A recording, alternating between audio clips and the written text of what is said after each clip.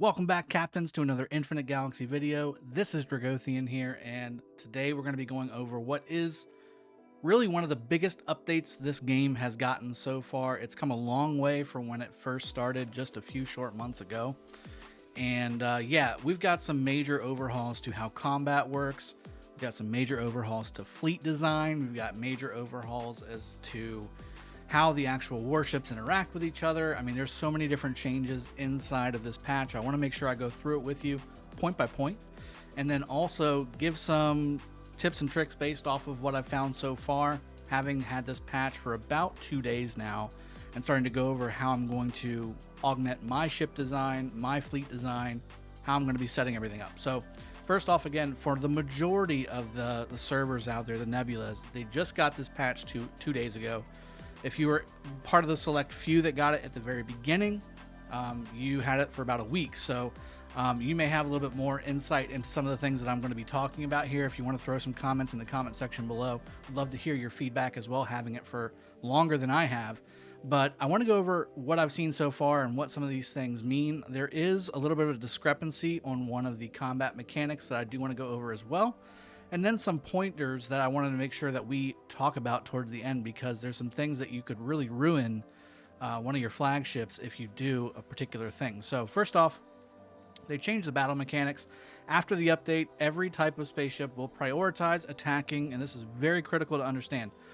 Before, it was kind of whatever's in range gets hit first. Now it's going to prioritize types of warships with your own fleet. So if you have cruisers, for instance, let me give you an example. It's going to target the other cruisers first of the player or the pirate or whatever you're attacking first. So your warships will attack the same type of warships that your enemy has first. Once those are gone, then it moves on to what it's best against. So for instance, again, if you have a full cruiser fleet, it's going to start targeting destroyers, because cruisers have a bonus against destroyers from a warship standpoint. So first it goes cruisers, then destroyers, and then finally it will start attacking the frigates that are hurting you the most. So this is a big deal, guys. If you're going up against frigates and you're a cruiser and they've also got other things against you, you may have to wait a little bit until you get to the things that are damaging you the most. So something to keep in mind as you're starting to build your fleets out. Sometimes we need to do some testing here, and I think we do need to do some testing to see if maybe mixed warship fleets are going to be a thing in this game that we need to play around with a bit. Because if not, having the same type of warship in every single fleet might not make sense. So we'll have to kind of take a peek at that. But again, the battle mechanic is it attacks the same warship first, then the warship that you have the most damage against, the extra damage, which again, cruisers are best against destroyers, frigates are best against cruisers, destroyers are best against frigates. So that's how that works. And again, it's going to then attack the one that you're weakest against, which again, cruisers would be weakest against frigates, etc. Second point here, adjusted some stats for the three types of warships. And this was a little interesting because I know in previous patches, cruisers took a little bit of a hit from a strength standpoint, and they buffed up frigates and destroyers. Well, they've actually reverted a little bit of that now, and cruisers are getting a buff again. So right now, frigates increasing attack but reducing the HP, and optimize the values of shield and armor. Same thing with destroyers, increased attack, reduced HP, and also adjusted the values of shield and armor. Cruisers, however, increased HP, increased shield, increased attack. So cruisers are getting some buffs here, guys. And again, cruisers were already very powerful in the game. I'm curious to see how this impacts just battle in general, both PvE and PvP. I think that, again, cruisers were one of the metas in the game very early on and took a slight hit. But now, to me, I mean, depending on what the increases here are, cruisers are looking just as good, if not better than they were in the past. So looking forward to doing some testing on this for you guys as well. Added the auxiliary flagship system. Now, this was the big change. This was the big change from basically the beginning of the game until now. What this does is it adds the ability for you to add an additional ship. Now, I did do a dual flagship video. I want to say it was about a week ago when all this stuff started being announced on Facebook and Instagram from Infinite Galaxy, where they posted a picture that had two flagships inside the same fleet, which before this patch you couldn't do. Now you can. So it is a completely open flagship experience, meaning you can put any type of flagship in that secondary slot and get some of the bonuses, and I'll go over what you get from that secondary flagship, or that auxiliary flagship is what they're going to be calling it in the game, to affect your whole fleet. And this is a big change, huge change. Some of the things that you need to make sure that you understand are, after the flagship level reaches level 15, which is your primary flagship, you can then add one more auxiliary flagship. This is the precursor, the prerequisite for what you need to have an auxiliary ship as a part of your fleet. Otherwise, if you're level 13, you can only still bring one flagship. Now, HP, shield, armor, and damage bonuses of the auxiliary flagship take full effect, 100% effect. Now it says here, but the leadership effects are reduced by half, and the auxiliary flagship's outfitting won't take effect. This was changed, okay? So auxiliary flagship's outfitting won't take effect due to the material costs for orange. That's a different one. There's a different patch note here that basically makes it to where the outfitting for the secondary flagship takes 100% effect now as well. So we just said over here in the patch note here, flagship's outfitting won't take effect. That's incorrect. That's 100% take effect now. So that will apply, meaning you need to gear out both flagships to have your best fleet going out, okay? Now, another thing to note, but the leadership effects are reduced by half. That's something I need to get some clarification on as well, because in the note for the dual flagship inside of the fleet building system, it says that you get 100%. So I'm getting some clarification on that, and I'll show you what I mean when I say that when we get there. Added the awakening skill system, the orange flagships. That's the legendary flagships, the best flagships you can get in the game. They added another skill called an awakening skill. The powerful awakening skill will be unlocked when you reach rank 7. Now this isn't level 7, this is rank 7, meaning you need to modify that flagship from rank 1 all the way to rank 7 to unlock the awakening skill, which it's not super easy to do. It's not a quick little thing for rank 7. So something to keep in mind. I'll show you what I mean there too once we're done reading the patch notes. Damage of the flagship's main weapon will be affected by the lead or the lead fleet's leadership. So again, this part of the patch note means you want to have the highest leveled, highest ranked flagship as your main flagship in your fleet, because the damage that you're going to be doing with that fleet comes off of that flagship, not the auxiliary flagship. That also means that you're going to want to try and have the legendary flagships as your primary, which are harder to level, more expensive to level, more XP cards are needed to level. Same thing with the modifying, ranking up those flagships. But you'll get a better output if you make those legendary flagships the primary and then have whatever you want as a secondary. Now, after attacking space pirates victoriously, main flagships and auxiliary flagships get XP. That's pretty cool. They reduce the number of flagship data cards dropped by space pirates to accommodate this. Optimize the mechanism of the shield. Each spaceship's respective shield values will be calculated as a total shield value in battle and be used for the entire fleet. Okay. Increase the values of Titan and Atlas skills. Fortify attack. Skill last stand has been changed to trigger when the total fleet HP is less than 70%. Same thing for the Apollo and Odysseus heat of battle skill. That's also been triggerable at less than 70% fleet HP. Expanded the max limit of the space. Okay, so here's where they increased the level of the space marauders, or the space pirates, in the game on the open field from 30 to 35. Same thing with the training bases and the CSC. Goes from level 10 to level 12. Now, I will tell you, based off of what I was able to accomplish before the patch versus what I'm able to accomplish now, I went from being able to only attack level 27 space marauders to now being able to attack level 30 space marauders because of the dual auxiliary flagship setup. Also, from a tactical training base perspective, I went from level 8 to level 10. Same type of setup, same flagships. I was just able to incorporate another flagship into my fleet, and obviously that gave me bonuses that I didn't have before. So even though the levels have went higher, you are able to tackle higher end stuff because of the augmentations in this patch note. So really, really cool. I'm still 2 levels short on the training base and 5 levels short on hitting the maximum level pirates as well. So I've got some upgrading to do on my crew members as well as my flagships, and more importantly, my outfitting is going to need some serious work. I can already tell that. Upgrade the embassy to increase the leadership limit of garrison. Upgrade the dispatch center to increase the leadership limit for rally fleets. Again, we're having bigger fleets. That means I need to augment the ability to have people join these rallies. Fortified the effects values of the alliance skills, rally formation, and alliance garrison. Along with the changes of the battle mechanics, dual flagship system, and orange flagship's awakening skill being made available, we have also made corresponding adjustments to the difficulty of Lost Star Cluster, Arcane Ghost Ship, Alien Spirits, Purity Protocol, Secret Signal, and AGN Gates. Basically, I think they made them harder because it's easier. It's easier to do whenever you have 2 flagships per fleet instead of just 1. Just like I said before, I went up a bunch of levels on what I can kill in the open field PvE wise because how much stronger my fleets are. Reduce the displayed power of Imperial frigates, space pirates. Basically, this is just saying they more accurately described how strong the things that you're attacking are. They didn't actually adjust the actual strength of them. So that's something to keep in mind when reinforcing allies. And this is something interesting. And I think this will really come into play once Nebula versus Nebula comes out, which again should be pretty soon here.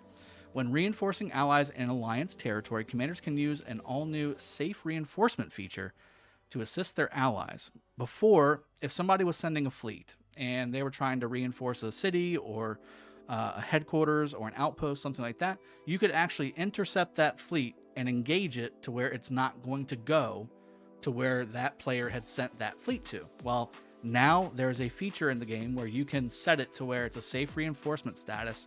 It cannot be attacked, and they can use teleport energy to speed up how long it takes for that fleet to get from wherever it's coming from to wherever it's going to. So something interesting in the game that's a little different.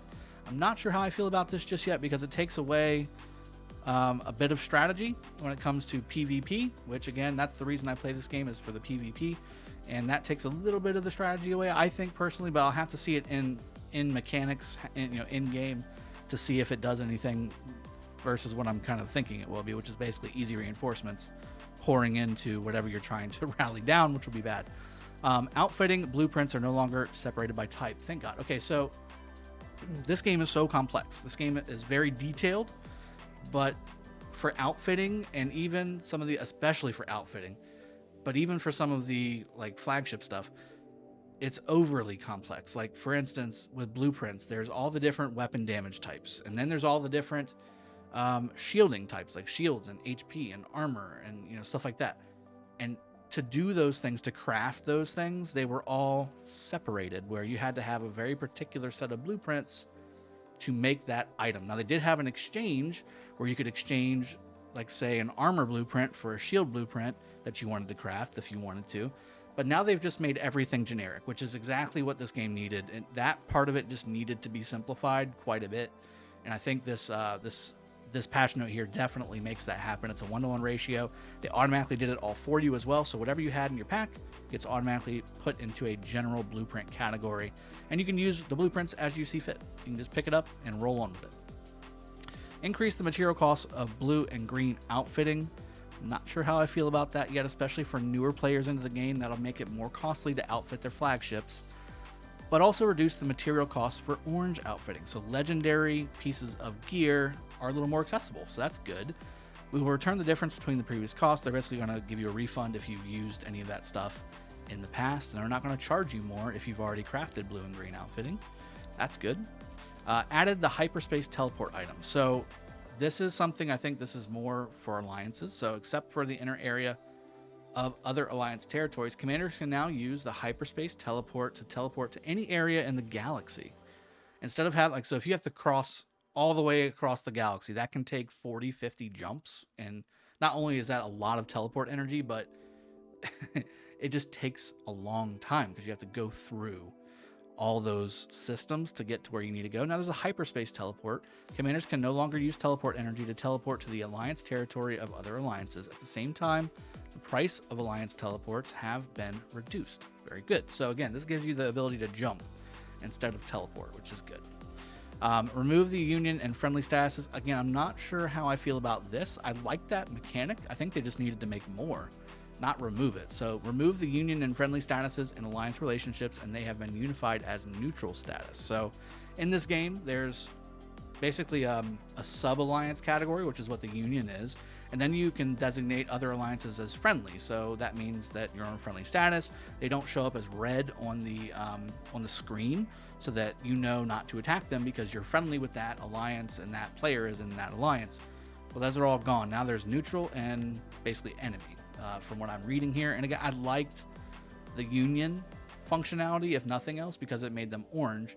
And again, if you're a large set of alliances like we have in Nebula 12, where we've got 8 alliances that we use between farms and main accounts, that was good to know. It was good to know. I mean, not that we're going to be attacking those things, but just in general, an easy way to categorize things. It was nice. Reduce the level needed to unlock the prerequisite tech on some high-level spaceships. That's good. That's very good. During the Warpath Universe event, which I will be covering in the coming week because this is a very fun event. It's basically a kill event without any cost. It's pretty sweet. During the Warpath Universe event, the HP reduced after flagships are damaged has been adjusted to 20% of normal battles. After the event is over, flagship HP will be automatically recovered, so you don't have to heal it up. At the same time, reduced the ratio of points earned by defenders in the Warpath Universe event, greatly increased the number of resources in the event rewards. So they upped the rewards, they lowered the cost to do the event. And again, for your actual warships, whenever you're fighting, you don't have to spend any resources to heal them. You only need to use speed up items if you want to hurry them getting healed. That's it. So if you have enough warships to cover the event itself from start to finish, you don't have to spend a dime, and you can just have the rewards for free and just have fun PvPing as well on top of it. Very fun event. Looking forward to casting and having some fun with that. Adjusted the number of outfitting blueprints as rewards for space pirates. Needed that. These space relics, campaign, daily missions, and daily alliance missions. Always happy to get more outfitting blueprints and materials. Added the production of outfitting materials and crew training courses. Interesting. Temporarily stopped selling outfitting material chests in the shop. I haven't been buying them as much lately, but I did start to buy them at some point. But I wanted to start saving up my corium for the Lucky Wheel event, which should be coming back pretty soon as well. Looking forward to seeing that, not only for the Odysseus blueprints, but all the resources that thing provides.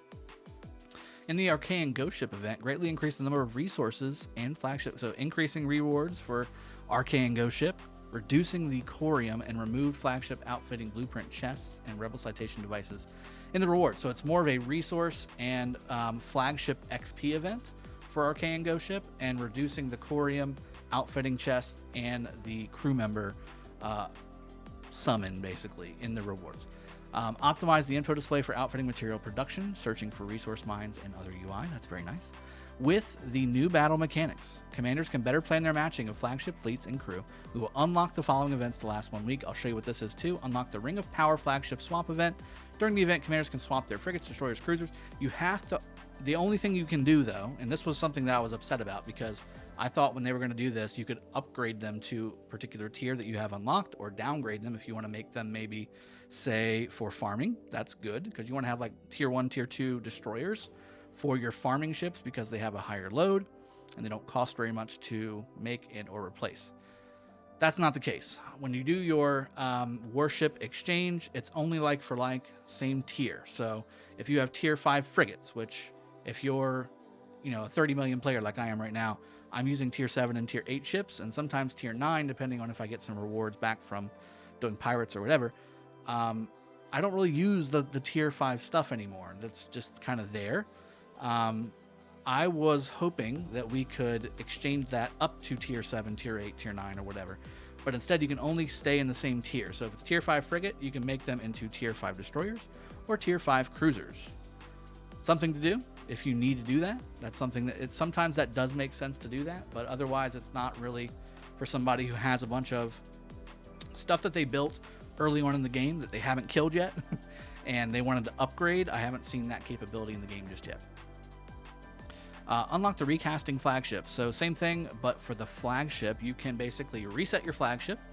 Now here's where you need to be very careful because there are certain ships in the game, the Odysseus, the Prometheus, and the Hephaestus. These flagships, you cannot get generic Advanced Federation credits to get blueprints for, okay? If you do the reset on one of those 3 ships, you will get your generic credits back.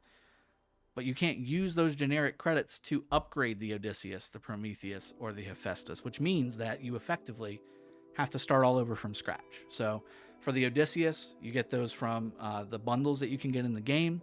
You can also get them from the Syracuse Lucky Wheel event that I described earlier. That's it. You can't get them in the shop. You can't get them in...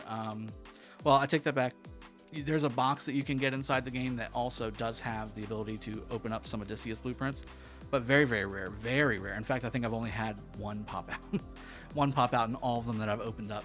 The Prometheus is strictly through the campaign, and the Hephaestus is strictly through the VIP shop. So you can't get these ships anywhere else. So I would not recommend doing the reset on these 3 ships unless you absolutely do not plan to use those ships going forward, which eventually you're going to use some of these ships if you have them. So I personally would not do that. Now, for the other ships that you can get through the Federation credit shop, and then certainly through things, generic things in the game, I would definitely make sure that when you're setting up your fleets, you want to make sure that you have the right flagships for those fleets. If you've invested in an early flagship that you no longer use because you got something better, it may make sense to go ahead and do a reset. Not too bad. But again, those 3 ships, you get generic ones. Please be sure to use careful consideration before you make your decision. I just wouldn't do it. Just don't do it. Unlock the Heroic Fame Crew Reset event. This is the crew portion of the reset. Again, if it's during the event, you can select up to 10 purple or orange crew to be reset. After being reset, crew will return to their initial status, level 1, rank 1, everything you get back as generic purple and orange infinite data cards. Then you use the Heroic Fame event to exchange those cards for the crew member that you want. So if there's a purple crew member or a orange crew member that you've got decently ranked up, but you never use them, they're not going to be part of your captains for your flagships. They're not going to be part of your formation. You can certainly reset them, get all those as generic cards, and then use those generic cards to pick up ones that you actually want. So for instance, if you want to get Molly Meyer to go ahead and become a formation commander on your crew member formation, do it. If you want to get, maybe Wild for your captaining your flagships, and you've got a bunch of, another purple commander or purple crew member that you don't need, go ahead and make that exchange, and you can make that happen. Core module points will automatically be reset. Basically, you get a free reset. You can respec your core module points however you wish. You also get a bunch of nice little rewards here for that patch, which was very nice. Now, let me go back to my spaceport. I want to show you some things. Okay, first off, we're going to be wrapping the video up here very shortly. First off, for the actual fleet, I wanted to show you what it looks like. This is what your dual auxiliary flagship system looks like. Now, again, you can pick whatever you want as your secondary. If you want to have it for maximum damage, maximum fighting, you want to pair them up and have like for like, or something that augments, I think the best thing to do is to pick a ship like a Cyclops or a Hades or something like that, or even an Artemis, and put it up front because it's a specific damage type, it's specific ship type, all those types of things, and all the bonuses are really, really good. And then use the secondary to either use, from a fighting perspective, use the epic version of it if you want to. You can put 2 orange ships here too. In fact, putting the Odysseus as a secondary flagship, not a bad idea. Not a bad idea at all, because of all the bonuses are very generic. You can use those bonuses in conjunction with the primary and still be in really good shape. Now you can also do the same thing, but for farming. So if you want to have a very, very strong open field farming pair for your planetary development, farming every day, which is very good. You can pair up the Jason with the Achilles, with the Argo, all those things, all those bonuses stack. You can partner up your crew members to have captains inside of the Jason and inside of the Achilles so that you can have extra bonuses for both of those fleets as well. You can do it however you want it. But one thing I wanted to go over. So this is the little 5 information note that pops up whenever you click the information button on the auxiliary fleet. Leadership boost stats of the auxiliary flagship take effect after by 50%, and the other stats take full effect. So this is basically reiterating what was in the patch note, right? Where everything takes effect except for the leadership boost, which, again, that's only a 50% bonus, not a 100% bonus. The second one says leadership boost stats of the captain appointed to the auxiliary flagship also take effect by 50%, and the other stats take full effect. So again, same rules for the flagship apply to the captain of that secondary ship as well. Auxiliary flagship skills and captain skills take full effect, including leadership boost effects. That's where I have a problem, because the past two that you just said says that they don't. It says that they're only 50%. Now the third one says auxiliary flagship skills and captain skills take full effect, including leadership boost effects, which the last two, you just said leadership boost stats of the auxiliary flagship take effect by 50%. Same thing for the captain. So I need some clarification on that. I have sent it in. Once I get the information back, I'll throw it in the comment section below and figure out which one is which. Auxiliary flagship's outfitting takes full effect. Before this patch, before the update to this patch, this said that the outfitting does not take effect. So big change. That's a big change. Equipment is a huge modifier of damage and tankiness inside this game. So if you're able to add those things, you need to make sure you do. Fleets must configure the main flagship before they can go on expeditions. The expedition isn't affected if the auxiliary flagship is not configured. So again, it's basically saying if you don't have a primary, it won't let you send it out. That's it. That's it. And again, guys, you really want to start working on your crew. Your crew formation here is very critical. You want to make sure that you're upgrading these things. And again, I've been saving up so much XP and stuff like that because I know changes were coming in the game. I wanted to make sure I put them in the right place. But this is really kind of a growth formation right here when it comes to research speed, spaceport speed, flagship damage, things like that for the campaign. And then crew overview and recruiting the crew, we'll be doing some of that a little bit later as well. But you want to make sure that you get your particular crew members turned into captains that you want. For, say, your Cyclops, you want to have damage bonuses to kinetic, which is exactly what Aldridge Chase Corey does. 20% damage bonus to kinetic weapons. That's very strong. Same thing with, you got cruisers here. You can do a cruiser bonus like what Captain Goodman does, increases attack and HP of cruisers. That's what I have him. I have him on my Brontis. That's very strong as well. So things like that are things that you want to pair up. And again, I will update my fleets in the coming days as we do more and more videos for Infinite Galaxy. But huge patch. I just did a bunch more pirates and I had to do some healing there. So I hope you've enjoyed the video, guys, and I hope this has been helpful for you. This patch again is very, very, very intense. It's got a lot of things going on, so you want to make sure that you understand it. And hopefully this video, which ended up turning into almost a 30-minute video, hot damn, has helped you understand it, because we went through piece by piece. We went through all the different changes and some questions that we needed answers for. We went ahead and got those done as well. And again, I'll get you that final answer on the leadership boost for the auxiliary flagship when I get that information back from the development team. Again, this is a sponsored video from Infinite Galaxy, the developers of Infinite Galaxy. I hope you've enjoyed. See you guys next time. Cheers. Have a good one and take care.